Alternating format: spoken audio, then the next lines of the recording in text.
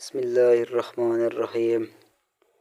حضرت عائشہ رضی اللہ تعالی عنہ فرماتی ہے، ایک دن حضور صلی اللہ علیہ وآلہ وسلم گھر آئے۔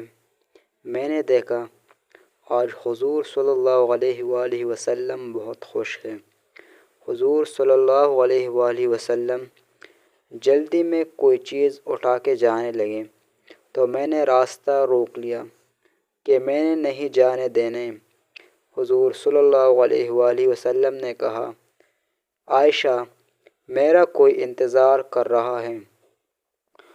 عائشہ نے کہا، حضور صلی اللہ علیہ وآلہ وسلم لوگ تو آئے ہی رہتے ہیں، میری بات بھی سن لیں۔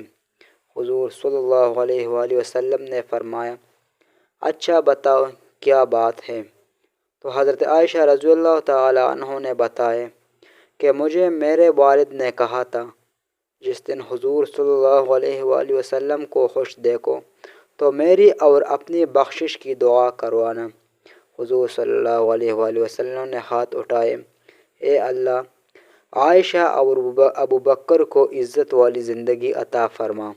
اے اللہ ان کا حساب قیامت میں آسان فرما۔ اور پھر کہا، اے اللہ انہیں بغیر حساب ہی جنت عطا فرما۔ حضور صلی اللہ علیہ وآلہ وسلم دعا مانگ چکے تو پوچھا، حضرت عائشہ خوش ہو گئی ہو؟ جی حضور صلی اللہ علیہ وآلہ وسلم خوش ہو گئی ہوں۔ حضور صلی اللہ علیہ وآلہ وسلم اٹھ کے جانے لگے تو واپس لوٹ آئے اور کہا، عائشہ میری دعا سن کے رو رہی ہو؟ مجھے قسم ہے اللہ کی عزت کی، میں نے اپنے ہر امتی کے لیے یہی دعا دن میں 2 مرتبہ مانگتا ہوں۔ یہ ابن حبان میں صحیح 48/6 اور رقم